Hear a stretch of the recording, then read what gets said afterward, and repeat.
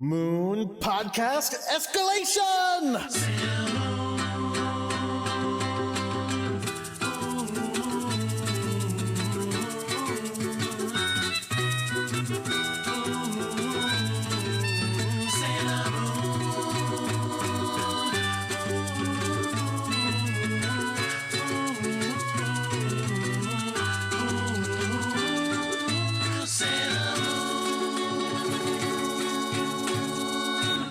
Hello, everyone. My name is Jordan D. White. My name is Chris Sims, and this is the 200th episode of Sailor Business. This is the podcast where we watch all 200 episodes of the classic 1990s Sailor Moon anime and talk about why we love it so much. And yes, this is it. We have arrived at the ending. Yeah, this is the last episode. I mean, I don't know. I don't want to say I never thought we'd get here, because obviously I did. Because we didn't start with a finite amount of episodes in mind. But there were definitely times when it seemed like it wasn't going to happen. Because we were slowing down to a trickle. I'm pretty sure it's 200 weeks after we started, right? Oh, yeah. It's not even 4 years. Yeah, it's coming to the end of 2018. Things are looking pretty bright for the future. I mean, were they? Eh.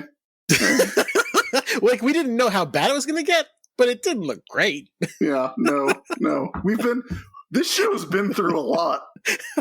Wait, what year did we start? We started in 2014, because we started when it, we started the fall after it, Oh my god, we had no idea. Yeah. We had no idea how bad the world could get. Because that was about 6 months after I had my first online date to watch Sailor Moon with our guest, who is sitting right next to me, my wife, AC Sullivan, MSW. Hello. Welcome, and congrats on the letters. Thank you. I make him say it every morning when he greets me. Yeah, I wake up and it's like, oh, morning, babe, MSW. Yep. Every once in a while, I mention that I have a master's degree, and people are always really shocked. And the thing is, it's because A, I got an easier one to get than you did, and B, I don't it's not like I really use it. So everybody's always like, what? You've I'm actually shocked right now because I did not know this about it. Is it an MFA? It is not. I have two. We've done 200 episodes of the show. How did this never come up? Because it's not. We've actually done like 240. Well, I was going to say because it's not relevant. In a way, it's relevant in the sense that my two masters are masters in English in literature and creative writing. So by critiquing the show in that literary way, I do not really. And the other one is in teaching English at the high school level. I had no idea that you had a master's in teaching. Even yeah. I learned nothing from you. That's fine. It's great. Thank you. Well, that's the thing is I was doing it. I was doing my student teaching, and I was like, yeah, I could do this for the rest of my life, but I don't love it. And a lot of the people I was in this program with were loved it, and I was like, this doesn't seem right. And so that was the first one I got. So then it was like, if I go another 6 months, I can get the English one, and then I can try to do something else. And then Stan Lee walked by and said, I guess one man can make a difference. And you knew at that moment. No, I did not know that. I have no degrees. But between the three of us, we've got enough degrees for me to have had one. Yeah, but we can share. I don't. I didn't realize you didn't go to college. Oh, I went. No. yeah. See, Jordan, I did go. I did not complete. Gotcha. No, I decided that my future did not lie within the halls of academia. Because, I hated it, and... Okay, A, I hated it. B, I did not want to take on any debt if I could avoid it, and so I wasn't going to take student loans, which was a big fear of mine. Oh, yeah. I only finished paying mine off this year. Yikes. I'm never paying mine off. I've just decided, we're okay with that. Okay, so I currently have, this is true, this is an actual number, so I have $75,000 in student debt. Okay. And I took out about $35,000 in undergrad because I wanted to study abroad. And I took about took about $35K for my master's degree. And every time I look at that number, I'm just like, that's not real. Because that's not like an actual amount of money. Yeah. Like, it's so much money that I'm just like, well, that's not getting paid back. Like, I don't know who the government thinks is going to pay that money back, because it's not me. Two things about that. Well, first of all, mine was my personal one, as in just me, was like around 60 total, I think. So that's gone now. My wife's was way more because she went to medical school. Oh yeah, yeah. But here's the thing: more degrees. But I know have. I know you're joking when you say you're never going to pay it off. But that's the thing that's crazy about it is, I think school debt is one of those like super special debts where it's like, even if you like die, they're like, no, you still have to pay it though. No, you don't unless someone co-signs it. You cannot get rid of it. Yeah, we had a discussion. We had the husband and wife discussion about how much debt am I bringing to this marriage? Well, there is a none.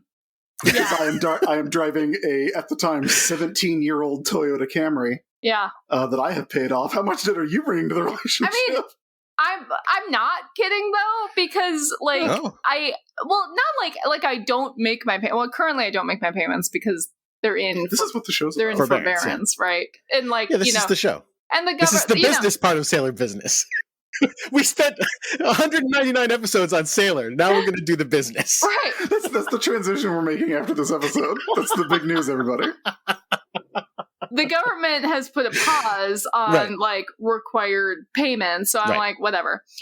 But like, it's so much money. Yeah. And like my interest, like I started college in 2009, the year in which interest rates were the highest they have ever been and the highest they have been since. Ugh. So it has like, I have like 6% interest on these things that I took out when I was like 18. And I owe more on all of them than when I started. And I just look at them and I go, that's not my fault. In the slightest. So I am in a standoff with Joseph Robinette Biden right now, where he could just press a button and make him go away, and he's choosing not to. And this is not on me. Anyway, I make my payments, but like, I'm never paying that money off. It's never going to happen. It's almost like, as a culture, maybe we should not have the first decision you make as an adult be, do you want $50,000 in debt? I would not move out of my parents' house for many years after that. Like, I didn't have control over like when I could go to the bathroom. And then they were like, hey, do you want thousands of dollars for free?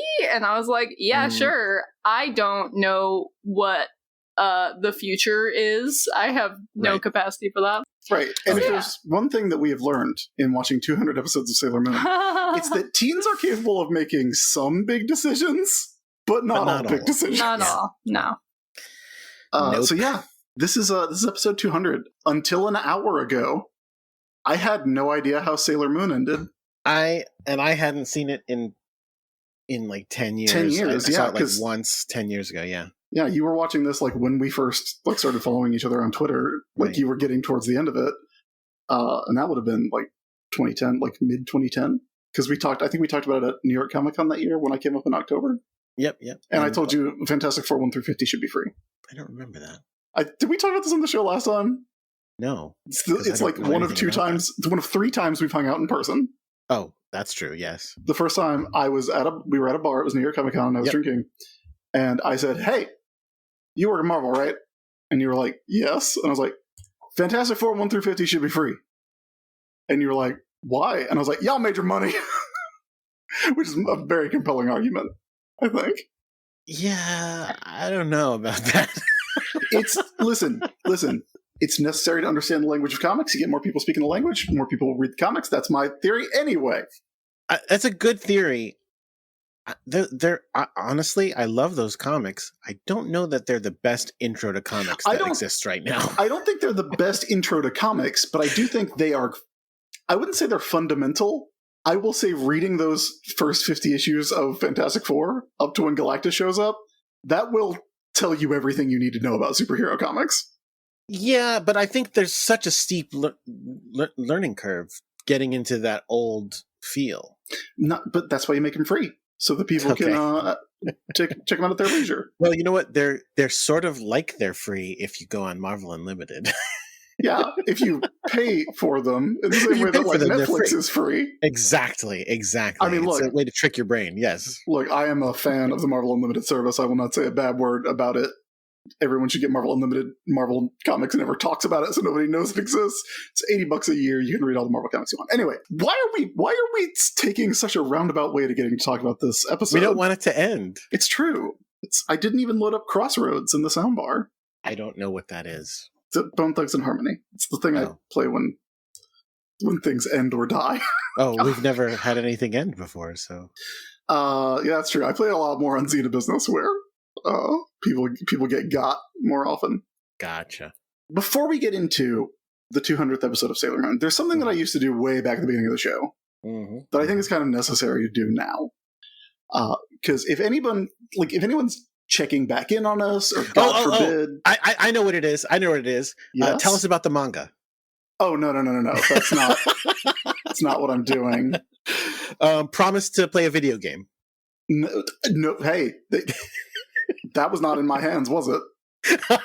That was in the hands of Patreon.com/Sailor Business. You're right. That's not your fault. I set up the Twitch account. No, people didn't want it bad enough. No, like if anyone has jumped ahead to the last episode to join us, or they want to see how it ends, they might not have the context of the past 199 episodes fresh in their minds like we do, having watched an episode every week for the past 200 weeks. Yeah, but we don't have time for you to summarize the entire show. Well, good news. Oh, yeah? You remember I used to do these recaps in about 10 seconds. Yeah, but there's 200 episodes. You can't. Yeah, but I've been practicing. I'm pretty sure I can get through everything. If you can just give me... I might need 12 to 15. If you can do that. I'll give you 12 seconds. Can you give me 12 seconds? I'll give you 13 seconds. I'll give you 13 Don't give me 13. Seconds. That's unlucky. Okay, I'll give you 12 seconds. All right. Here, I'm gonna tell everybody how we got to this point in Sailor Moon. Jordan, let me know when you've started the clock. Oh, yeah, I started 4 seconds ago. Oh, no, reset it then. Oh, okay, all right. Go. This is the story of Usagi Tsukino. 200 episodes ago, she was just an ordinary girl. She was 14 years old, a Cancer, happy birthday. Her blood type was O, and she attended Juban Middle School with her best friend Naru Osaka and a local incel named Umino. All of whom were taught by Miss Haruna, who was apocryphally given the first name Patricia. But then, after encountering a talking cat from outer space named Luna, Usagi learned that she was a reincarnated space princess from a long-lost kingdom called Silver Millennium, even though that's a measurement of time, who was drawn to fight evil by moonlight as the pretty guardian of love and justice, Sailor Moon. She's also the Moon Princess, which we usually call the Moon Pudding because of a pun that really only works in a language that neither of us speak. Her mission was to protect the legendary Silver Crystal from the evil forces of the Dark Kingdom, aka the Negaverse, led by the evil Queen Beryl, the architect of Silver Millennium's downfall and Usagi's first and second deaths. At first, Usagi did this alone, but she soon awakened other Sailor Senshi, the kind-hearted girl genius Ami Mizuno, Sailor Mercury, the hot-headed psychic Rei Hino, Sailor Mars, the powerful girl in love Makoto Kino, Sailor Jupiter, and Minako Aino, aka Sailor V, aka Sailor Venus, who we assure you was really good in her own story, even if she's a weird vestigial prototype for most of her appearances in this series. Also, this whole time Usagi is enduring street harassment from some old man. But we are eventually told that this is okay because they were married in a past life on the moon and will also be married again when they're both immortal and age gaps aren't that big a deal. Together, the Sailor Senshi and the old man fight Queen Beryl and her 4 top henchmen. Jedi, a small business owner, Nephrite, who pretends to be a millionaire so that he can date a 14-year-old that he was not married to on the moon, which is therefore not okay, Zoisite, and Kunzite, the gay space rocks that I assume would inspire Rebecca Sugar to make a television show 20 years later. Eventually, Sailor Moon throws her hat at enough of these people that Queen Beryl is forced to reveal that she is working for a top-secret double queen, Metalia, and then everyone dies, but it's okay because the people we like come back to life. Then, after a brief aside involving 2 horrible space teen people who want to eat babies, a child falls out of the sky and the future and starts hypnotizing adults and gaslighting Usagi pretty relentlessly. This is because another group of space rocks of unknown sexuality are trying to take over grocery stores and makeup shops so that they can gain a tactical advantage 1,000 years in the future, which does not seem like a good plan. It is in fact a terrible plan that they fail at, which is the most compelling argument for my theory that they are led by Jedi, who made failing at terrible plans his signature move. This particular gang of evil space rocks contains several women who do the laugh, some of whom are turn good and then are never seen again, which is a real shame. There is also Chess. Shortly after all this, we find out that there are even more Sailor Senshi. Answering the call from a new era is good driver and fashion icon Haruka Tenno, Sailor Uranus, and also answering the call from a new era is Michiru Kaio, a wealthy high-femme lemon enthusiast. They don't really follow the pattern of being powered by friendship as much as they're powered by being snarky lesbians, which immediately made them fan favorites. They spend a lot of time telling Usagi that she is wrong about murders, specifically Usagi's reluctance to do them, but like virtually everyone on this show is about everything, it is they who are wrong. Their opponent is a creep who uses an easy bake oven to turn ordinary objects into sexy ladies, which he does with the help of a cadre of grad students, for the most part also sexy, who would probably be able to murder our heroines if they weren't so busy murdering each other. Eventually it is revealed that both the creep and the creep's daughter, Hotaru Tomoe, are possessed, and also Hotaru is actually Sailor Saturn, who has the power to destroy the entire universe, but she doesn't do that because she turns into a baby, and listen, I wrote this entire thing from memory, and I have no idea why that happened, but I do know that is what happened. After that, there's a horse. After that, Usagi finds herself facing off with her most powerful opponent yet, Galaxia, who turns out to be the most powerful Sailor Guardian in history, who is corrupted by an evil force called the Chaos, which then caused her to corrupt other Sailor Guardians with increasingly odd names, and then, I don't know, buy a TV station. She's been sending out people to get star seeds, which are little crystals that live in your head because that's the only space not taken up with a different kind of crystal and a big pink mirror that holds your dreams, or whatever was happening when the horse was around. Also, she straight up killed Mamoru off-screen, which was hilarious. To fight Galaxia, Usagi turned to new allies in the form of the Sailor Starlights, who are Sailor Guardians who were so bad at Sailor Guardianing that their entire home planet was destroyed by Galaxia and their princess was lost on Earth. They were trying to find her by becoming famous pop idols, which seems like a Jedi-level bad plan, but TBQH, if you asked me to find a missing space princess in Japan or even just in Tokyo, I wouldn't have any idea how to do it either. They eventually find out that she was disguised as incense carried around by another odd child of unknown origin, and literally 4 seconds later she was murdered in front of them, which was the start of things going really bad. Now, all the Sailor Senshi except for Usagi and the Starlights have been killed again. That's the 3rd time for the Inner Senshi, twice for the Outer Senshi, and question mark for Hotaru. And Usagi is facing down Galaxia alone. You still have like 4 seconds. Oh, God. Well, I didn't mention Pluto. Oh, that's true. She honestly doesn't do a whole lot. Yeah, that's true. I was very happy at how little you mentioned GB Yusa. She barely got mentioned at all. It was great. I mean, she falls out of the sky. That's it. Pretty self-explanatory. Well, she has this other season where she does a bunch of stuff, and you left it out entirely. It was delightful. I mean, she does some stuff in that season, but honestly, like I said, that was all from memory, and I do mostly remember the sexy vacuum cleaner and the sexy sneaker and the sexy race car. What were they in season 4? Yeah, were they? No, that was season. Season 4 was 3. The horse. Yeah, season 4 was the horse. Season 4 is you left out the three who hang out in a bar and then go out and try to sleep with everybody. Didn't want to talk about the horse. Didn't want to get into it. They're not the horse. Listen, if you've listened to that show, if you've listened to this show through that season, that was a dark time. It was. That's when it seemed like we might not make it. All right. Well, thank you. That was delightful. Yeah. That's very good. Thanks. Wait, hold on. Did you mention what her star sign was? Yes, she's a Cancer. It's her birthday today. Yeah.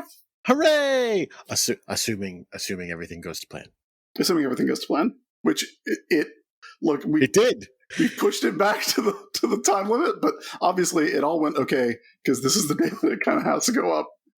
But yes, it's Usagi's birthday, so happy birthday, Usagi. I believe is 44 today? 43, I thought you said. 43? That's what you said last episode. She's the same. Well, see, no, she would have been 43 last episode because she's the same age as my sister. My sister's turning 44 this year. Huh. Yeah. Okay. Wait, no, that makes her 2 years older than me? That can't be right. 78. Yeah. No, so then she's 14 and 92. Wait, but I was born in... Oh, okay. I'm confused. Because I'm born very late. 2 master's degrees, huh? Yeah. Oh, yeah. It's because I'm born in 79, so I'm like, so then she should only be 1 year older than me. Your birthday's in December. My birthday's in December. So. Yeah. No, because I'll be 42 this year. Yeah. So when I turn 42, she'll still be 2 years older than me. Oh, yeah, you're actually right. My sister's turning 43 this year. Oh, okay. All right. The answer was he doesn't know his sister's age. Listen, no, I can't cast spells on that. Here's the problem. I was like, Sarah's 4 years older than me. I'm turning 40 in August. I'm not turning 40 in August. No, you're super not. I'm definitely not turning 39. So the problem really was you don't know how old you are. Okay. All right. All right. You know what? I didn't get no fancy college degree. You remembered 5 seasons worth of Sailor Moon, but you couldn't remember how old you were anymore. I think it's replaced your important parts of your mind. That is pretty much the story of my brain for my entire life. All right, you know what? I'm excited. Let's get into it. Let's do it.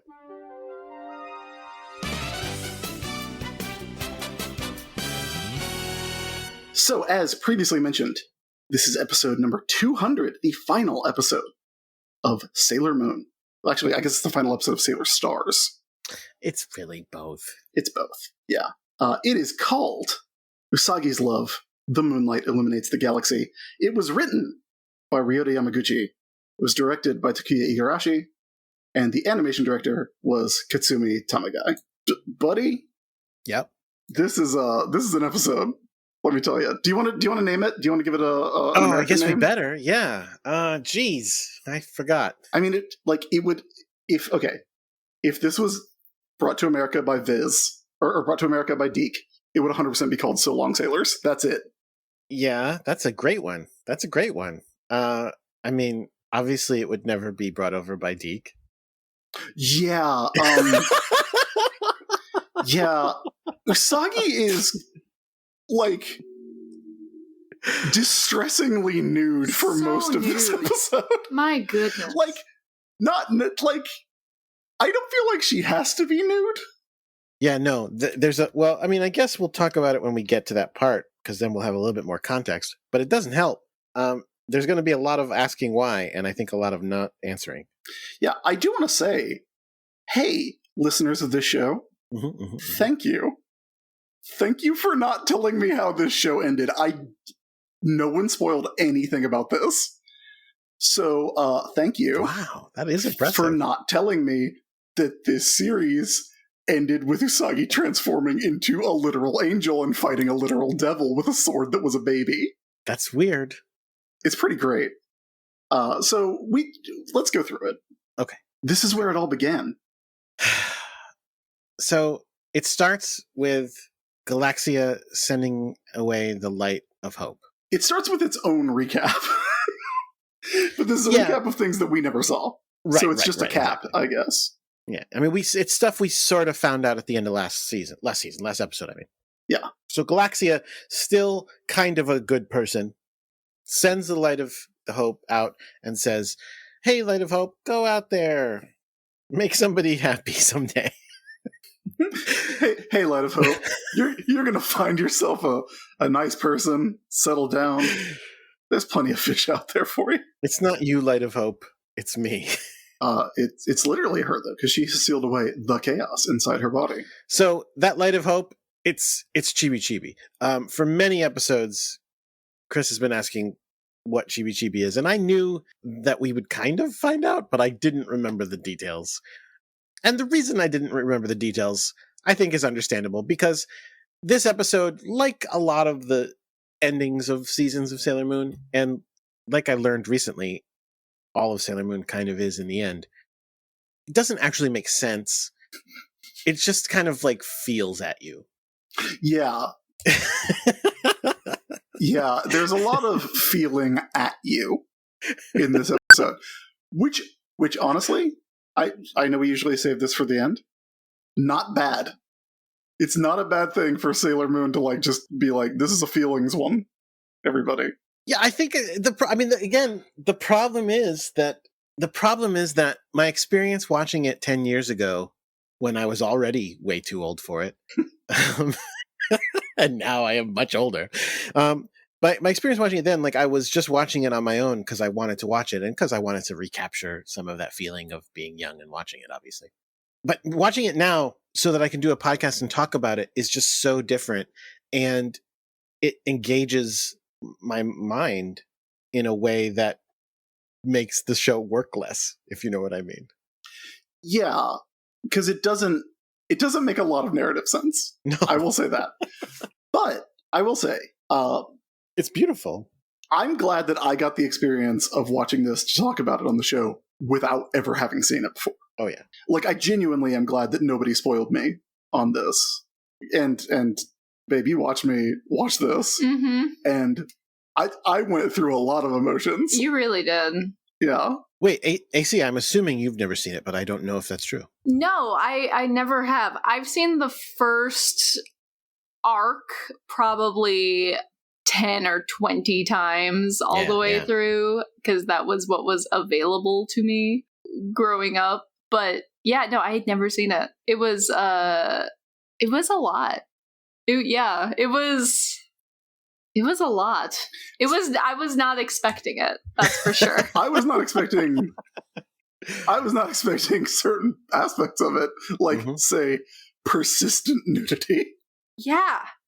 But it's not even we'll get there. We'll get there. It's look, I get it. It's weird symbolic. Yeah, I get it. But I don't okay, see that's the thing. Like so did you no, the answer's gonna be no. You didn't watch The Prisoner, did you? The Prisoner? Yeah. Yeah, I love The Prisoner. Oh, you do? No, okay. AC has not watched The Prisoner. No. Because I think you would have very little patience for it. Correct. I won't spoil The Prisoner for you just in case. Well, maybe Impossible. I will. Who knows? Yeah, that's true. This is the thing. Like, I love The Prisoner, and I actually love the last episode of The Prisoner, which even people who love The Prisoner, it's divisive whether they love that last episode or not. And it doesn't make any sense, and it doesn't have a narrative sense to it. It is all like, basically, here's my real spoiler of The Prisoner. The Prisoner is a show where it's like, oh, like I get it. It's like a spy story, but it's like got a metaphor for like all things in life. And at the end they went, no, there's no spy story. It's just a metaphor. Fuck off.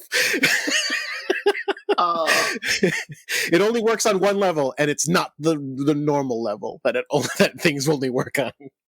I do not love the last episode of The Prisoner. Fallout? That's Fallout? Yeah. It is. The penultimate episode of The Prisoner, however, the one that was so intense that Leo McKern had a heart attack while they were filming it, that episode rules.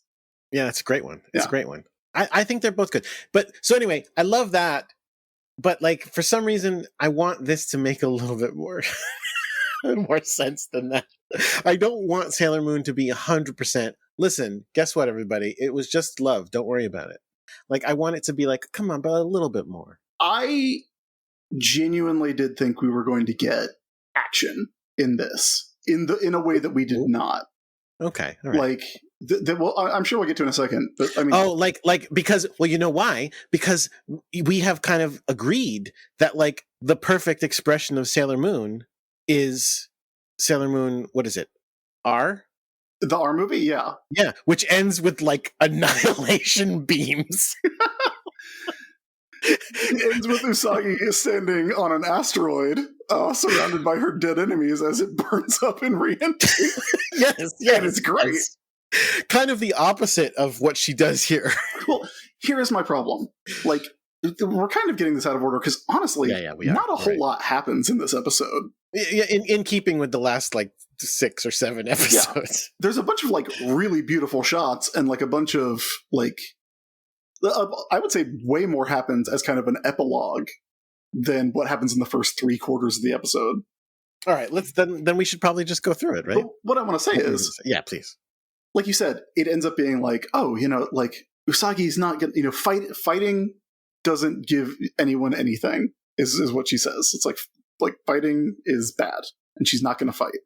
And I'm watching this, and look, I get it, and I ostensibly agree with it. I have very defined opinions about superheroes and what they should and shouldn't do. Mm-hmm. But I was watching this and I'm like, she has killed so many. Like, she has turned so many Negaverse monsters to dust. Well, it's been a while, though. There was a point at which the show kind of shifted into healing, and it became all about the monsters, not all, because then there was that season where they were all inanimate objects, and so who cares if she kills them? But a lot of them were like people turned into monsters, and so then it became no, I have to make this right. I have to fix everybody. I have to heal everybody and help them. Yeah, but Moondusted is a thing. Like that was the beginning. That's where the show started. I would agree with you if we didn't know that like all those monsters from season 1 were like hanging out at the Dark Kingdom and like had drama. Well, they like, remember Tetis? I do. The show doesn't, though. Like the show did not care. The show just drew all those crowds of people like they're watching a freaking concert. Avocadora, the avocado monster, had a rich inner life. No. But like, I did think we were going to get. I thought we were going to get a fight scene that would then become like lend itself into the symbolism, or we were going to get like some action. She skips straight to the part where she says, "I'm not going to fight you," which usually you have to do the fight part first. Right. Well, I mean, every other scout. To be fair, every other scout has done it, and every other scout has been pulverized by it. So there's not a lot of value in it. It's just that, yeah, you're right. Listen, it's a weirdly paced finale because it's also a weirdly paced last bunch of the show. Like we've talked about. Like, they've been standing on this rooftop for I honestly don't know, 4 episodes, 5 episodes. It's been like 5 episodes, yeah. Yeah, like it's been one quote unquote battle for a really long time, for like probably a month or so of viewer time watching this as it happened, which is kind of bananas when you think about it. I find it very weird that this literally aired 7 days after the last episode. Like, it was just the next week. Because I feel like these last 4 or 5 feel like they should have aired as the special Sailor Moon finale movie. Yeah. Yeah, absolutely. It should have been a movie in many ways. It probably, I mean, you'd have to restructure it probably even a bit to make that happen, but it probably would work better. So, all right, let's get back to it. So, okay. So Usagi is she has been one of my favorite anime and Super Sentai tropes is when you get hit so hard you transform back into your civilian identity. It is a perfect visual representation of weakness because you have been turned human again. You've been turned vulnerable again.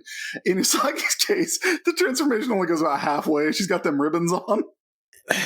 And so then after she's lying on the ground with these ribbons on while Chibi Chibi like pulses energy. And then as soon as then we get the title card, and as soon as we're back from the title card, we're in Metaphor Land. Well, yes. No, she's floating in space all of a sudden when she was lying on a rooftop a minute ago. Yeah, it's like Flaming Lips Song. And she's talking to not the Starseed. I keep wanting to say she's a Starseed. She's the Light of Hope. She's talking to the Light of Hope, she's now seeing as a full-grown person. Although now that I'm looking at it, I'm trying to really understand this. Why does the Light of Hope look like that? Okay, the Light of Hope, when she is in like the Mind Palace, like she is right now, that's Galaxia. That's what Galaxia looks like. That is essentially the Galaxia version of when. Wait, Galaxia used to have Odongos? Wait, are you talking about the person in like the field, like in the long white dress? No, that's what I'm saying. Right now, I'm talking about when Usagi's drifting in space and talking to the light for the very first time. We see the silhouettes. Oh no, yeah, okay. Then we see Angel Sailor Moon. Yeah, yeah. The Light of Hope just appears to be Sailor Moon. That's why I was like, I don't know what, except no, you know what it is? It's fully grown Chibi Chibi. Because if you look at the Odongos, they do have the heart shape. It's subtle because of the lighting effect. That is correct. So it's full grown Chibi Chibi, which is weird because you're right. It comes from Galaxia. It seems like it should probably be Galaxia, but it's fine. Yeah. So she's saying, I want you to take the Light of Hope. And the Light of Hope goes into Usagi and turns her into Princess Serenity. Well, no, dresses her like Princess Serenity. Yes, she's still Usagi because she goes, what? Which is fun. Like, yeah. And this is, I got excited when this happened. And then, okay, so I got excited when she turns into Princess Serenity, because again, that's something else that happened in the R movie, where Princess Sailor Moon is like that's the Super Saiyan. Like, that's the ultimate. Yeah. That's when, it's about to get good. Babe, would you describe my reaction to this next scene? You started laughing hysterically and clapping. I laughed so hard I had tears in my eyes. Yeah. You were delighted. The only time comparable reaction to the time we saw Furious 7 in theaters. And at one point in during the movie, you stood up and took your shirt off. Wait, in a theater? Yeah. We were the only people in there. Yeah. Okay. When Dwayne The Rock Johnson as DSS agent Luke Hobbs is all injured and banged up, and then he sees some shit's going down, and he stands up and flexes so hard that the cast on his arm shatters. Yep. And he has magically healed himself with the power of being a badass. Yep. And then he goes, Daddy's got to go to work. I got so fucking hype. You really did. Yeah. So at this point, in case you haven't seen this episode, the Light of Hope, which is Chibi Chibi, turns into the biggest fucking Final Fantasy sword. It is such a huge sword because there is a shot of it. It is like we talked about how big Galaxia's sword was a couple episodes ago. This sword is so much taller than Usagi. Yeah, it's huge. It is so big. The blade itself is taller than Usagi, not to mention the hilt. It's so huge. I'm looking at it now. Yeah, it's ridiculous. It's ridiculous. It's not as wide as some of the ridiculous wide swords that you see nowadays, but it's really long. Yeah, it's huge. Also, sorry, just a side note, looking at Usagi in the princess outfit here, her shoulders are 100% not connected to her dress. Her shoulder poofs. Yeah. Yeah. Like it's weird how disconnected they are. Well, have we looked at the real dress that this is based on to see if... I'm sure we have, but I don't remember. Shoulders are connected? Because they're definitely not. They're like little puffy epaulets. Yeah, she's just got these they're shoulder dongos. Yeah, that's what they are. Oh, there you go. There you go. So yeah, she gets a giant sword. By the way, I cannot stress this enough. And so you thought, this is going to be great. Usagi's going to pick up the sword, become super badass, kick ass with it. I thought that she was going to go and defeat Galaxia. Yeah. And then show Galaxia like mercy, like, throw the sword down and that would be that. Like, I thought there was going to be, because the next thing that happens is Usagi grows wings. Mm-hmm. Like, Usagi becomes a full-ass angel. Mm-hmm. Well, this is the thing that happens. This is not the first time she's had wings. No, but it's always, like, if you remember, the last time Usagi had wings and, like, went and did something is that she went into the multidimensional chaos world with Hotaru, and Hotaru came out as a baby. And we did not see what happened there. Wait a minute. Well, no, that's not the last time she grew wings. Yeah, that might have happened when the horse was around, and I don't remember it. First of all, she has wings every time she transforms. Second of all... But not these wings. Right. But she definitely had them, if you remember Chibi Chibi was falling, and she had to fly and catch her. Anyway, don't worry about it. It's fine. Oh, yeah, okay, yeah. But speaking of her of falling, now, sorry, before she grows wings because she's falling, which makes me again go, wait, so what was real and what wasn't? Because we saw her on the ground and then we saw her floating in space, and I said we're in metaphor land, but apparently we weren't, because now she's falling from a great height. So what happened? It's just like the transformation sequences. It's like, do they really do all that when they transform, or is it just, do we see it and then nobody else does? It's the same thing. It's I think what happened, I do think it is diegetic. I think she was laying on the ground and the Light of Hope lifted her up into the sky, and then they had their conversation, and then that was Galaxia, like, flying. Galaxia took her sweet time flying up into the sky to hit Usagi with her sword. That knocks her out of the sky. Okay. She grabs the sword, and that's when she gets these full-ass, Hawkman-ass wings. Mm-hmm. Yeah. And I mean, I would say angel wings from X-Men wings. Yes, but I cannot stress enough. This is a winged Usagi. Yes. And there's a shot of her, like, I've got it paused right now, it's at 5 minutes 10, where she's, like, basically doing a midair Akira slide. Mm-hmm.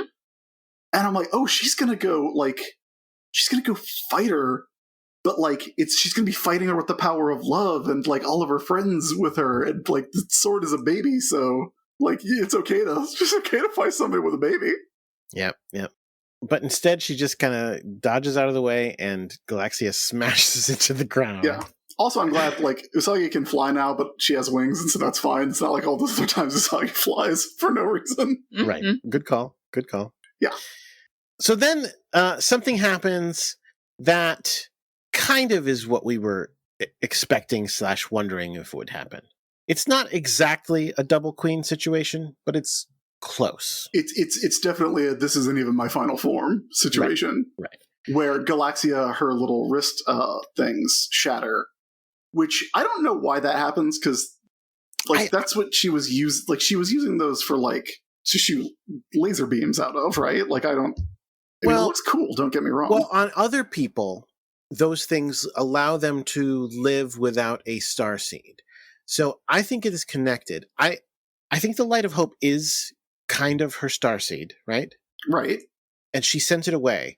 And within her is not a starseed anymore then, but what is within her is the chaos. And so she keeps those things on to kind of like keep the chaos, and it kind of keeps her normal or ish instead of being fully taken over by the chaos. And I think in this moment she's going, all right, fuck it. I've given up entirely. This is like when that one little dude on Naruto takes off his things, and they, like, you know, they're so heavy that they break the floor. And then he's like, oh, he's actually, like, super fast because he's been wearing these things this whole time. Oh, that's really funny. I've never experienced Naruto. That's, like, literally the only thing I've ever seen from Naruto. But that is also a thing from, like, old, you know, legends and stuff. It was in Baron Munchausen. One of Baron Munchausen's friends was a guy so fast that he had to wear, like, leg irons all the time. Yeah. I don't know why the little bracelets shatter. She does turn into Dracula at this point. She is we've seen Dracula. I mean, not in the cartoon, but yeah, she turns into the last Dracul. God, remember how we I was so excited. It was. I was so excited. I'm like, I like Sailor Moon. I like songs about Sailor Moon. I like dumb media for babies. I love Dracula. Let's do it. You can't go wrong. It was like 4 hours long. Okay, so yeah, I'm glad the Sailor Moon live show that we saw was good. Oh, it was so much fun. It was so much fun. But yes, she has evil bat wings. Mm-hmm. Her armor has turned black. She is, like, super pale, and I'm pretty sure she has fangs as well. Let's see. So no fangs. But she does have a Dracula trophy, or, like, on her. On her lapel. Well, it's like a jewel. What Matt Fraction called her Dracula's penmanship award, which I always thought was very funny. I mean, so honestly, I think she did it on purpose. I think she was, like, so fed up with Sailor Moon that she was like, I'm fine, then I'm just letting the chaos out. Oh, I think she does. She absolutely does it on purpose. I just don't know what the significance of the bracelets thing is. They're telling you. They allow you to maintain your humanity after. That's why the Outers, the Outers who betrayed their friends and murdered them as a ploy, had them on because they had lost their starseeds, but with the bracelets they could stay themselves. Right. Okay. Yes. That is actually correct. I do remember that now. Thank you. No problem. I remember it. Yeah. So now it begins an angel versus demon sword fight. Yeah. Usagi is an angel and Galaxia is now a Satan.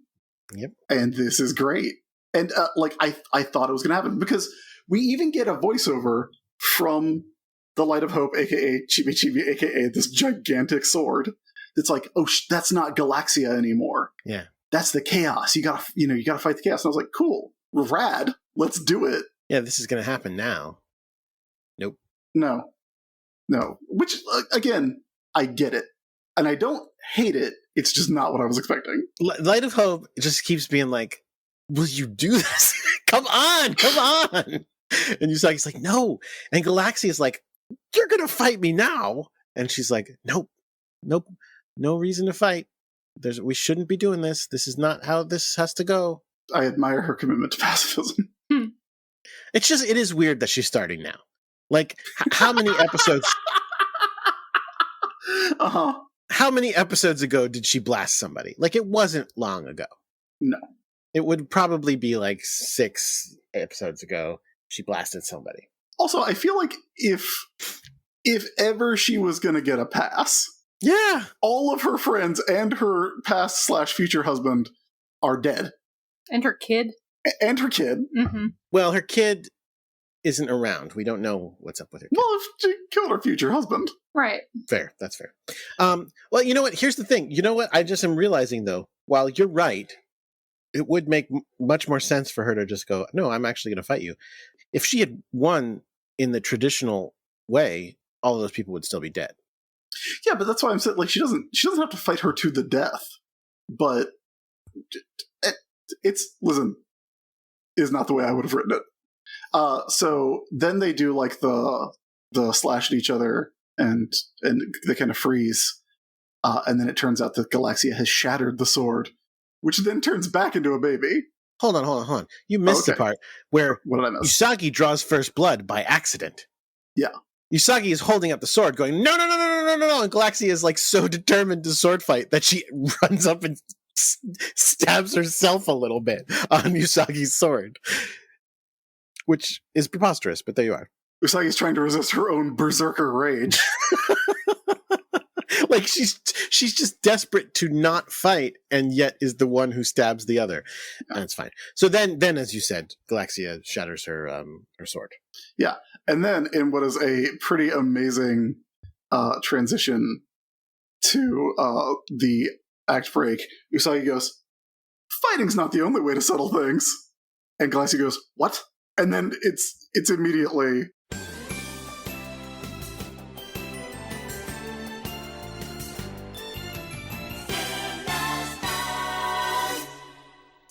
Wonderful. Galaxia's like, hey, did we just do a Sailor Moon says in the middle of the episode? Is it time for that now? It was very surprising act break, although partly because it's not in the middle of the episode. It's like, I don't know, a third of the way through the episode or something like that. So it was like, wait, what? How did we already get here? Well, we're in the act break now. About? Yeah. Yeah. So, hey, Jordan. Hi. Have you enjoyed doing this show for the past 200 episodes? Yeah.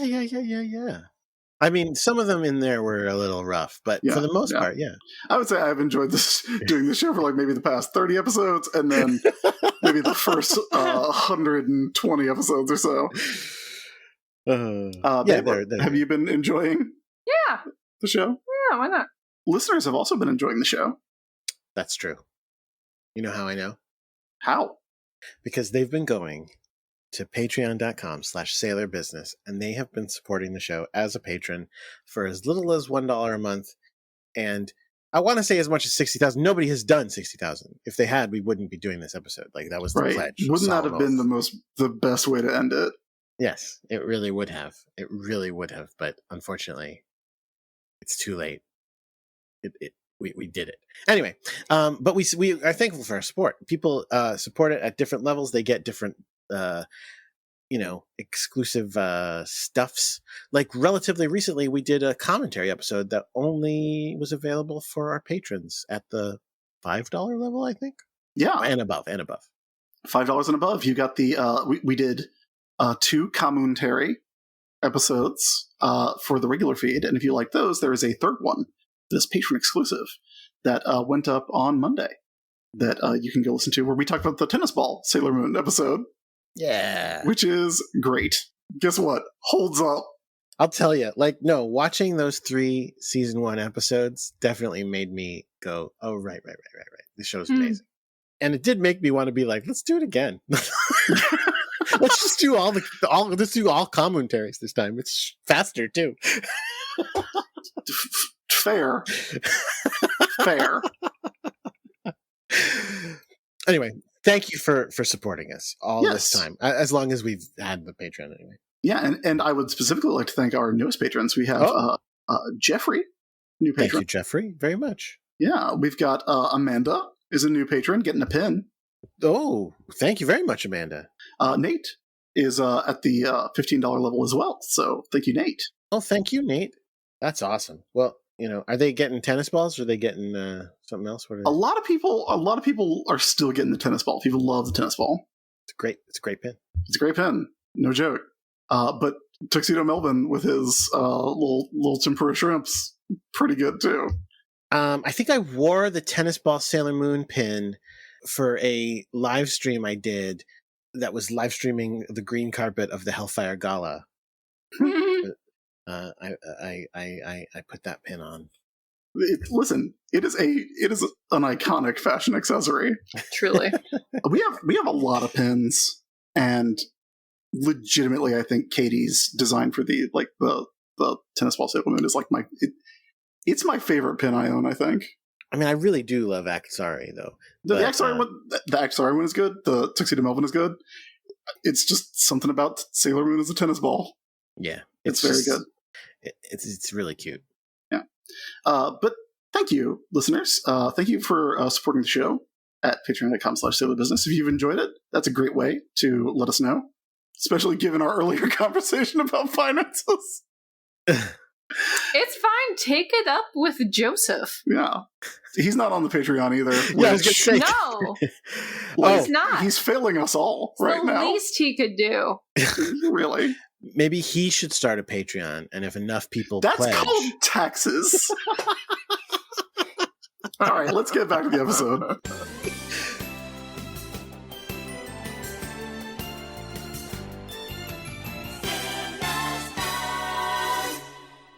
So much like me, Galaxia is like, wait, what?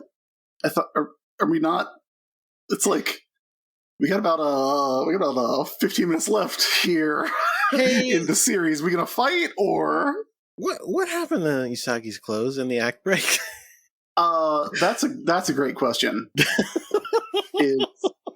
Okay, I would have been totally happy if she was just in the Princess Serenity dress for the rest of the episode. Like that would have been it would have been in keep. I mean, listen, it would have been a lot like previous finales in many ways. Like it would have been like, yeah, that's the thing you do, so sure. Yeah, of course. Yeah. That's not what happens. It turns back into ribbons first, and then Usagi's just gonna be nude for the next 10 minutes or so. So okay, so let's talk about it. So first of all, let's clarify. She's Barbie doll naked.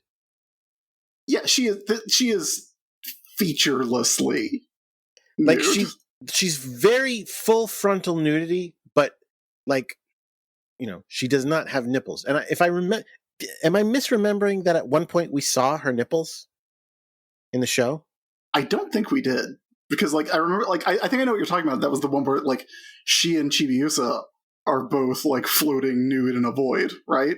There was, I don't remember when it was, but there was one time where I remember being kind of scandalized on this show. There is, but this time it's like no, she's naked, but she does not have nipples. She does not presumably have genitals. It's not like they show in detail. That's great. Yeah, it's very like cherub. Yes. Well, for a minute I thought, are they doing like she's an angel? Because it's not even subtle. It's like very blatant. Like I was like, are they doing like she's an angel in the way that like they don't have, you know, parts? But then she does still have a belly button. Yeah, like that's the thing is like, God, I it's so awkward to get into the specifics. But there's a shot later on where we do see her like from behind, and she doesn't have like a butt crack either. Mm-hmm. So it's like she's wearing like just a flesh colored bodysuit, except she does have a belly button. Yeah, yeah. Which. It's weird angel stuff. Why do they? So you think they were sitting there going like, well, if she's really like an angel, she's going to be naked. I think they wanted. Okay, if I am being as charitable as I can be to the weirdos who make this show, yeah, the well-established weirdos, I would say that what they wanted was for her to be nude for like the angel symbolism, but they were also like, this is going on TV, and they will stop us at a certain point. So they like just did like I said, Barbie doll nude. Like I think that's I think that's all there is to it. Like they wanted the weird symbolism. But like, can't you show boobs on Japanese television? I don't know. I think you can. I'm glad they didn't. No, listen, me too. But but again, it's just that these are all such deliberate. They seem like they're really deliberate choices, and I don't understand them. I think there are deliberate choices, and then I think there are factors of the show that are the result of deliberate choices, like collateral damage to those deliberate choices. And I think what we're getting stuck in now is one of those. But I mean, like, it's definitely meant to be like it's visual purity metaphor, right? Because Usagi is like she has completely shed all of the like ideas of violence and fighting, like even at this point where Tokyo's all fucked up and everybody's dead. Yeah, she's not a soldier now. She's not a warrior anymore. Yeah, she is not a Sailor Guardian. She is not a princess. She is just this weird angel, which she ends up like. There's actually like a pretty cool sequence where the silver crystal comes out, which I was very excited about. So she's now running around with like this giant crystal embedded in her body, and then we see Galaxia's starseed. We see Galaxia's soul, basically, right? Like that's what it is. It's Galaxia's soul in this meadow, which is where evil Galaxia has been keeping all the starseeds. Yeah. And so Usagi's like, no, like I believe in love and I believe in hope. These are very nebulous concepts at this moment, but I believe in them. And then all the starseeds like come out of this big meadow, and then they're also there in real life.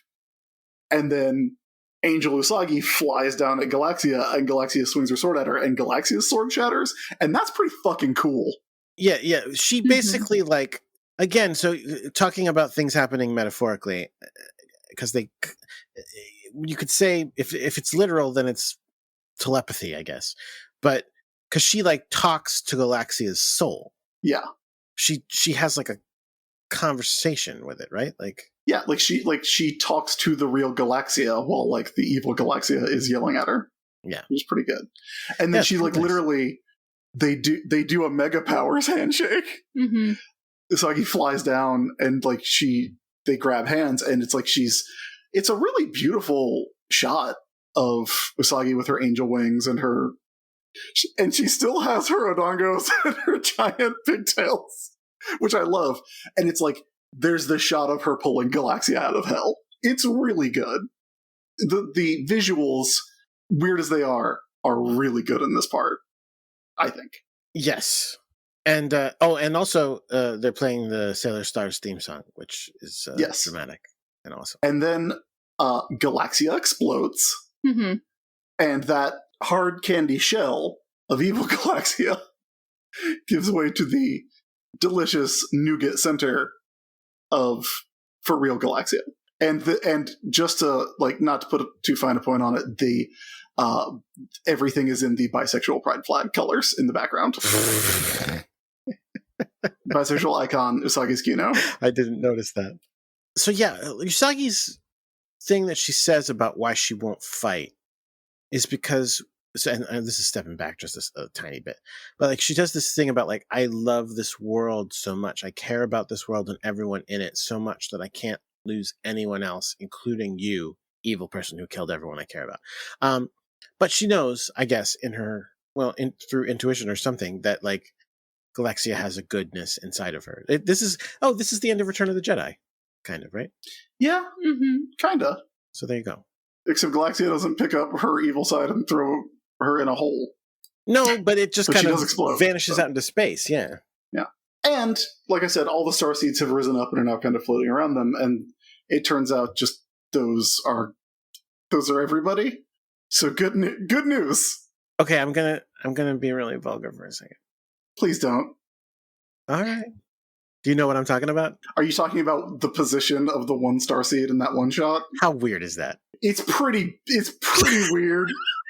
I had, Jordan, I want you to know, I had the same thought, and I was like, that one's weird. It's very weird.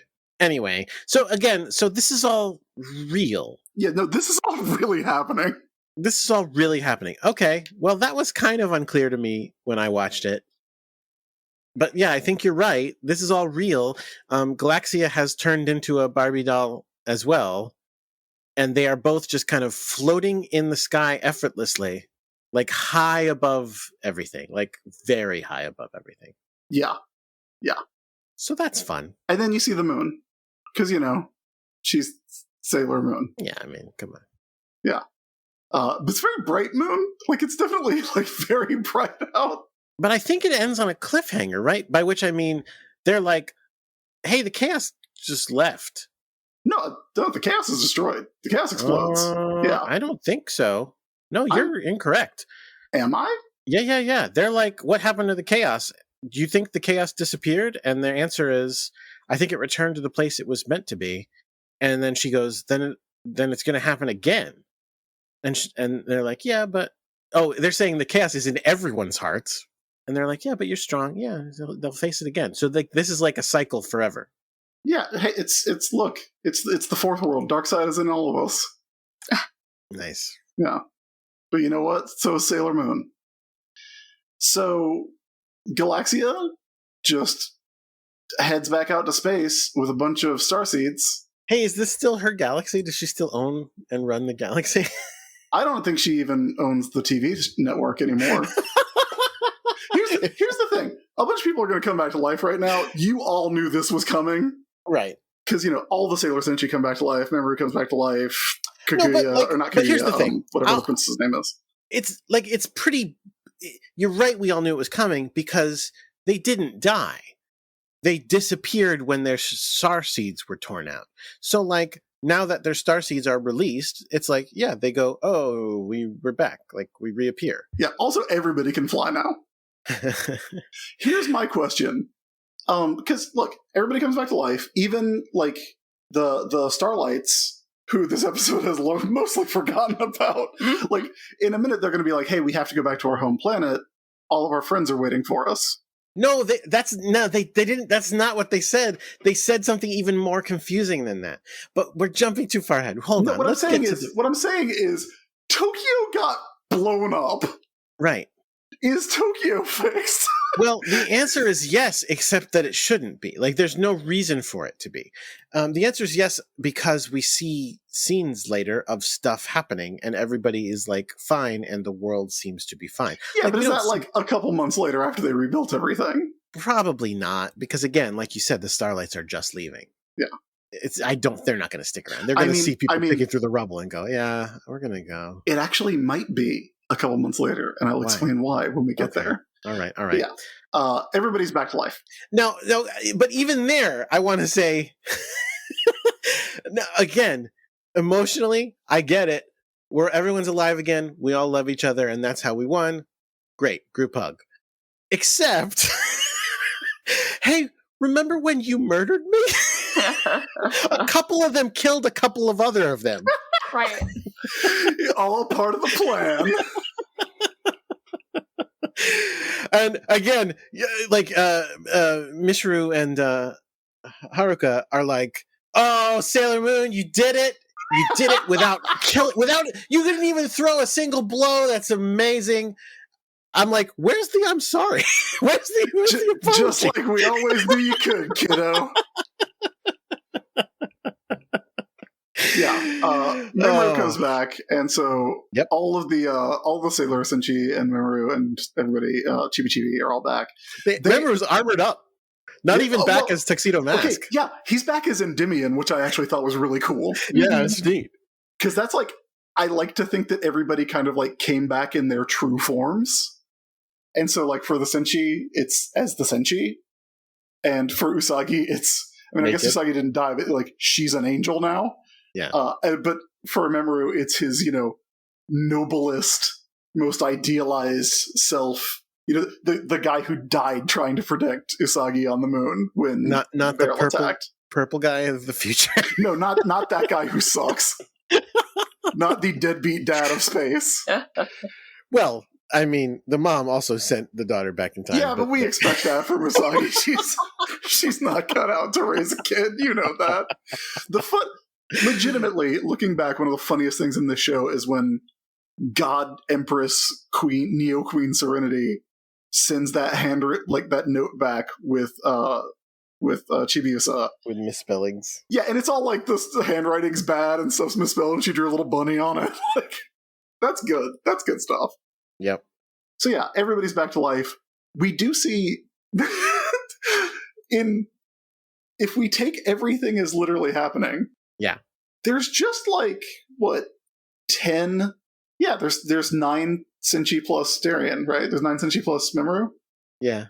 So there's like just 9 high schoolers and a college boy, and whatever. So 8 high schoolers, a college boy, and Setsuna, who is a businesswoman. Oh no, I think didn't the 2 outers graduate? Oh, well, their school blew up, so sure. But like, it's kind of like at the end of Harry Potter, when they're like, and everyone came back for their last year. It's like, nah, yeah, no, they didn't. Everybody, hey, congratulations! Everybody gets a degree. Everybody gets a diploma today. Also, your school was a weird front for whatever was going on in that season. So, but yeah, like, then we pan down and we see the Starlights, who also didn't die. And so they're all like fucked up from the fight, like they're all battle damaged. And they're just looking up at these teens just floating in a circle in the air with all these collapsed buildings around them. Yep. It's very funny. Yeah, why don't they get to fly? Why don't they get to fly up there? Well, they didn't die or become angels, so... Okay, all right. Yeah.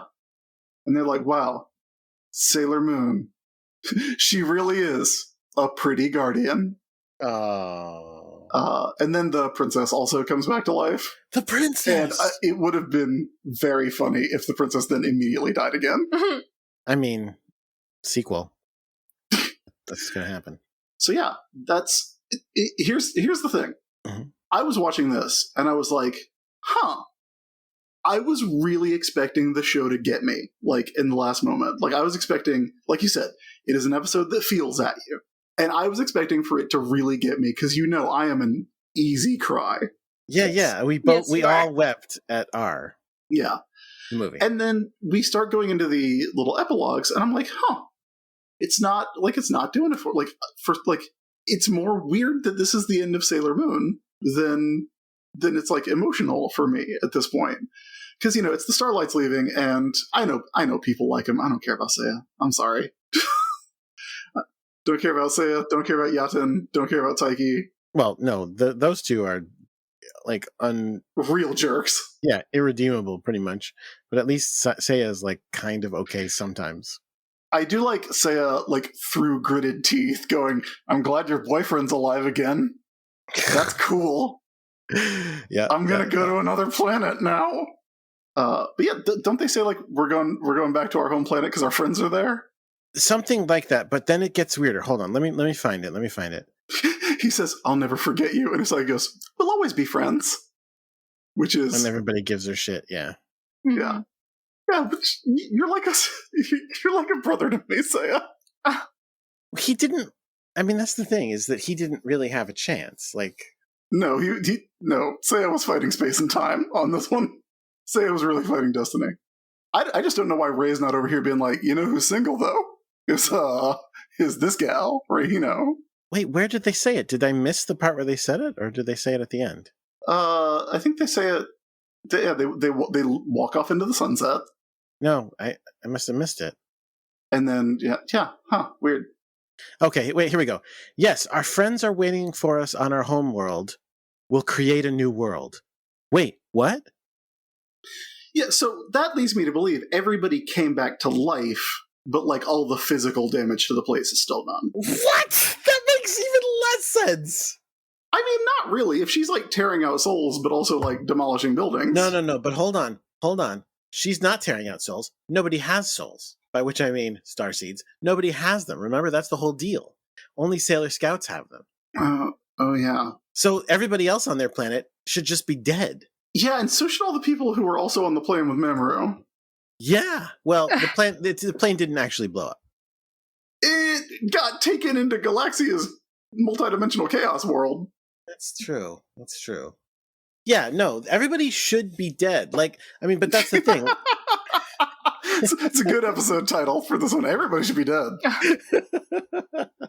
Well, they should. But then I'm even more confused when they say, their friends are waiting for them. But then I'm also confused when they then follow that up with, we'll create a new world. And it's like, wait, why do you need to? And so you're saying you think it's because their friends are all back alive, but they're sitting there on, well, rubble or something. Yeah. And they're like, we have to build new houses for them. Sorry, I'm just thinking about my favorite part of Bride of Frankenstein when the monster goes, "Everybody should be dead."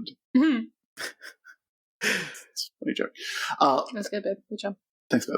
The last thing we get of the Starlights is pretty cool because they walk off into the sunset and they're in silhouette and they're very clearly like in their school uniforms, and then they just like do a quick like 3/4 turn and look back at Usagi, and they're all in their Sailor Senshi identities, which I think is like a neat little, so cute. like there's a little shimmer, and it's like, okay, so wait, is that what transformation sequences look like from outside?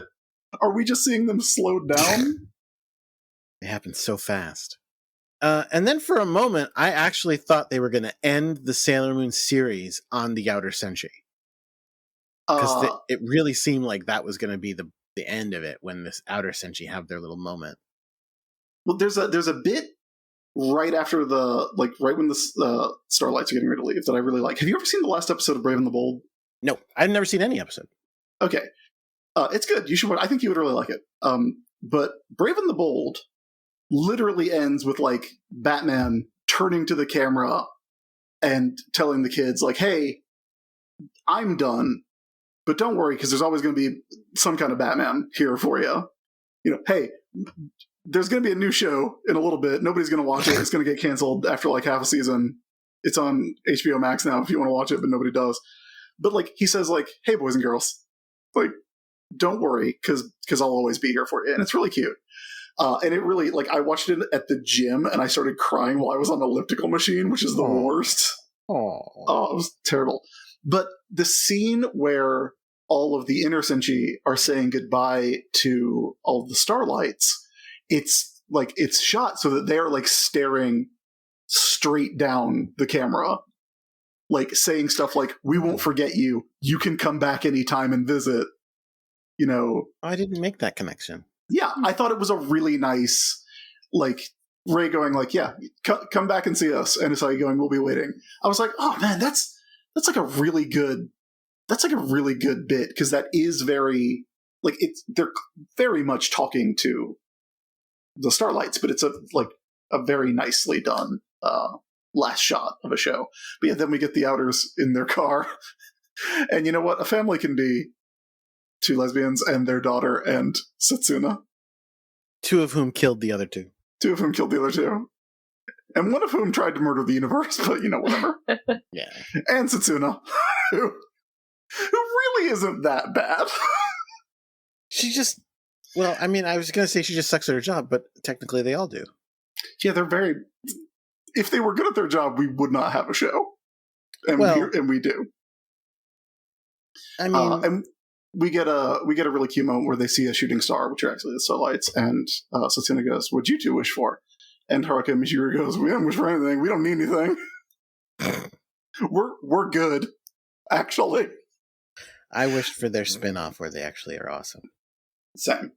And yeah, I really like it. I was like, they can't end on them. Like, no offense to them, they're great and all, but you can't end Sailor Moon on not Sailor Moon. Yeah, and thankfully they did not. You have to end it with the Miracle Romance, and they did. A scene with nothing much to it.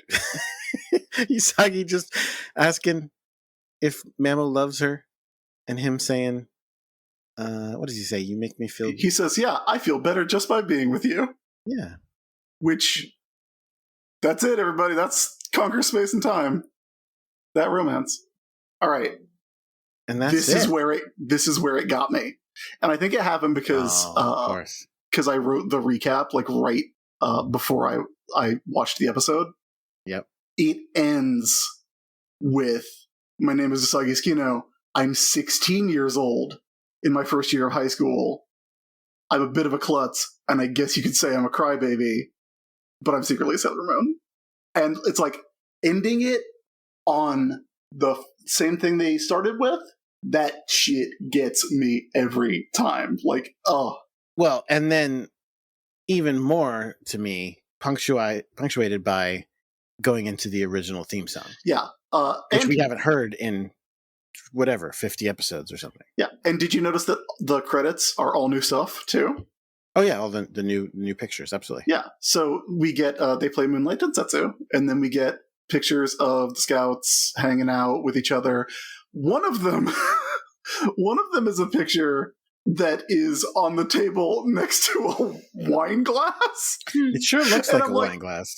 Oh yeah, that's a rosé all day, and it's a picture of Usagi and Artemis and Luna, and I'm like, who's having a glass of wine, and who's the wine mom of this group? And it's Setsuna, obviously. Yes. Yeah. Oh, okay. And then the entire show ends on a picture of a feather in a puddle? Yeah. You know. All right. Wings. Sure. Yeah, why not? But yeah, that's it. That's Sailor Moon. That's a series wrap on Sailor Moon. Mm-hmm. How can that be? Babe, what'd you think of the last episode? Oh, it was perfect. Yeah? Yeah, no, it was exactly the weird season finale or series finale that I was expecting. Even the weird nudity? Yeah. You could have warned me. It's not the first time that's happened. That's fair. That's true. Yeah, I liked it. This is a hard show to end, I think. Sure. And I think the epilogues did a lot of the heavy lifting. But like I said, that little scene of everybody saying goodbye, like literally all of the Inner Senshi getting to say goodbye to the camera, and then the little closing on Usagi and Mamoru and Usagi doing her narration. Like, if that hadn't happened, I don't know how I would feel about this episode, but that was like, oh no, A++. Excellent work. Because it got me. Oh. How about you, Jordan? Like, this is not your first time going through it, but I think I liked it more the first time I saw it, but that's, like I said, because of the weird circumstances and like trying to watch it. I don't know. It's just a weird situation watching it for this purpose instead of that purpose. Yeah, as we have said, we are not watching the show as it is intended to be watched. Right. I mean, it was still fun. It was still a lot of fun. I mean, I do wish it made a little bit more sense, but yeah, it was beautiful. It was well animated, and the good guys won. And I was really worried about that. Actually. Yeah. Well, they spent a lot of time losing the last bunch of episodes. Well, they all the first time they ended a season, they all died. So then they all came back though before the season ended. So again, it happens a lot. More than you think. Yeah, Sailor Moon. Listen. I got the tattoo, so I'm really glad I liked the ending of the show. Could it have made you regret your tattoo? Would it have been possible? I don't think so. Like we've talked about it before. Like even when the show was kind of at its worst and we were at our most suffering trying to get through it, like that first season's still really good. Mm-hmm. What would it take to get you to get a tattoo of Pegasus? Do I have to keep it? You like you could cut the skin off of your body? No, like what do you? You can get a tattoo removed or covered up. I know, sure. How big does it have to be? These are factors. Because listen, there is an amount of money that I would do it for. Is it an amount that you have? No. Oh, okay. Well, then never mind. Yeah. Wow. Like did we plan some sort of grand finale thing to do now that we're supposed to do? I think we're going to come back and do like you and me are going to do like a little episode where we kind of look back at the series as a whole. But I think that's kind of it for Sailor Moon. I feel good about it. Like I feel better just by it being here. Mm-hmm. It's Sailor Moon. It's a good thing. It's a positive force in the world. And it didn't betray that in its ending, for sure. Yeah. No, at no point in the ending did it not feel like Sailor Moon. Yes. Which I think is very important. Correct. Mm-hmm. In terms of like, where does this rank in series finales? I would say probably pretty high. Oh, There's not a lot of really good series finales, I don't think. What are the best series finales? Brave and the Bold. Oh yeah, so I never saw that. I mean, I thought Breaking Bad had a good ending. Dawson's Creek had a great ending. I haven't watched that either. like Hannibal barely counts because they didn't want it to be the end when they did it. How can either of you think of any series finale ever? I can't think of a single television show right now. Wow.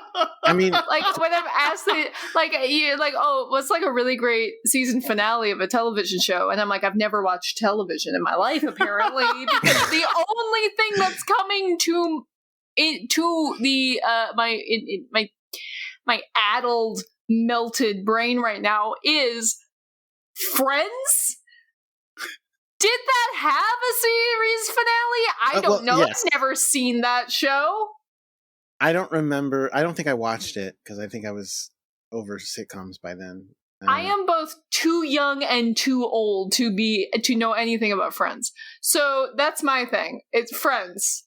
Good series finale. That's my contribution to this conversation. I liked the series finale of The Office. There you go. That was also a good one. I don't remember how that show ends. That one I definitely cried at. I know everybody hated the series finale of Seinfeld. Oh, they go to jail, right? Yeah. It was kind of fun. It wasn't great, but it was good. I thought it was good. They do go to jail. The terrible ones are, X-Files is a big one. Battlestar Galactica is a big one. Game of Thrones, unfortunately. Star Trek: The Next Generation. That's good series finale. All Good Things is good. That was a really good episode. Yeah, absolutely. Didn't hate the Voyager finale. Oh, I watched that. I didn't watch Voyager all the way through, but I came back for the ending, and I thought it was a good ending. Yeah. Weird little time travel episode to end on. Why not? Sure. I don't remember Deep Space Nine's ending, though. Steven Universe. Steven Universe had a real good series finale. Yes. Didn't get far enough into it. Oh, it's that, that's a conversation that we have been having for like 3 years. It's fine. It was cute. How dare you? Yeah. Anyway, I think as far as like a satisfying series finale that felt like the show, I think Sailor Moon really did it, because it even has Usagi and Rei fighting just a little bit at the end. Like they play the hits in the last 10 minutes, right, which I liked. Buffy didn't have a good finale, did it? Never even made it to the last season. Oh, wow. Did Xena have a good finale? I don't remember. But listeners will find out as Xena business continues. Yep. Oh, Ash vs. Evil Dead. Speaking of Xena, Ash vs. Evil Dead had a good ending. Huh. Well, this is our new show where we just say the names of TV shows and whether they had a good ending. So join us. Be here next time for that. No, we will be back with a retrospective episode looking back at the whole series. But until then, this is it, everybody. Thanks for being here with us as we watched all of Sailor Moon. I have now watched all of Sailor Moon, which feels good. Yeah. It got you married. Got me married. Yeah. I'm also really glad that you slowed down to not get ahead, because I remember at the beginning you were way ahead and you were going to just keep plowing through it, and I'm glad you did. Well, that's because that's how we were watching it every week. Right. Yeah. And we had been for a little bit, and also had seen all those episodes when I was a kid. We moved in with each other, and we were like, we don't need to. we don't need to have a scheduled Skype time anymore. We're watching television with each other 16 hours a day. We don't need to add. So, and that's what we've been doing for the past 6 years. Yeah. So. Wow. But we never made it to any series finales. No, none. Except Friends. Except for Friends. Apparently. Who is in Friends? Is there? Wait. Is this a bit? What's happening? No. Is there a George in Friends? No, that's Seinfeld. Or actor. Either. Neither. No, there's neither of those things. Wait, are you thinking of Hamilton? There's George in that. Is there there's a Phoebe. There's a Phoebe in Friends. It's Phoebe. What happens to Phoebe at the end? I don't know. I'm about to read every episode of Friends that there has ever been. When you say read, obviously I'm going to go onto the Wikipedia page. Okay, you're just gonna and learn everything there is about Friends. You should do that as a podcast, experiencing Friends only through Wikipedia. No, I'm too. You can call it Words with Friends. That's it. That's our next show, everybody. There we go. Hey, this has been Sailor Business, babe. Do you want anybody to find you online? No. Okay. Jordan, where can everybody find us online? At Sailor Business on Twitter, if that's what you really want to be doing with your time. And beyond that, sailorbusiness.com. You can find JJ Mason. No, you can find Jake Mason at JJ_Mason on Thank Twitter. you, Jake. Thank you for editing so much of this show. Yeah. And again, we're lucky to have found you. Yes, absolutely. It was Jake's birthday last week. Oh, happy late birthday. Yeah, happy birthday to Jake. I asked him if it counted that we said nice things about him as a present. And he said yes. So, thank you, Jake. Happy birthday. Thank you for being a part of the show for so long. Jake, hold out for cash next year. Yeah. Listen, you gotta like send out an SMS blast. get on MailChimp. But yes, at Sailor Business, at JJ_Mason. Jordan's not on Twitter. I still have an account on there so I can retweet my podcast. It's a bad website. I am a ghost. You are a ghost in my world. If you see me, look at the ground. Yeah. I guess there won't be a next time. Well, there will, because you just said we're going to do another one. Yeah, I know, but not for these scouts. Well, regardless, even still, you can finally retire. From Sailor Business. No. Always, for all time. Your visual will never end. Here's your gold watch. No retiring. Even in your twilight years. Much like a freelancer, you will always have to work. Keep your mind on Sailor Business.